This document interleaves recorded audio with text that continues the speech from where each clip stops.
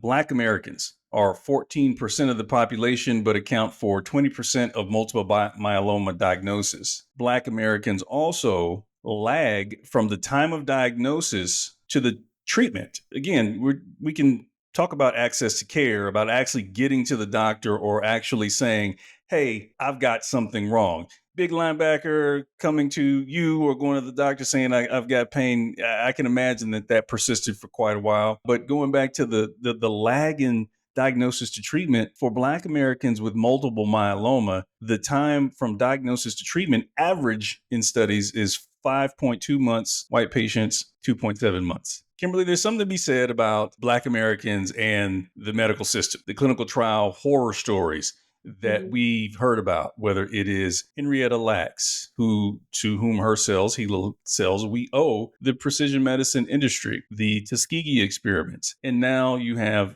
Johns Hopkins and even Harvard talking about the medical issues that they've had with Black bodies, doing research on Black bodies, unapproved and things like that. And those are the things that we know about. But I think it's important through this medium and others to bring, Black people in America into this conversation around clinical research, because the medicines of the future are going to be optimized to the genes of those who participate in the clinical trials. They're targeting therapies, they're developing medications to work for those patients who have certain genetic mutations or aberrations.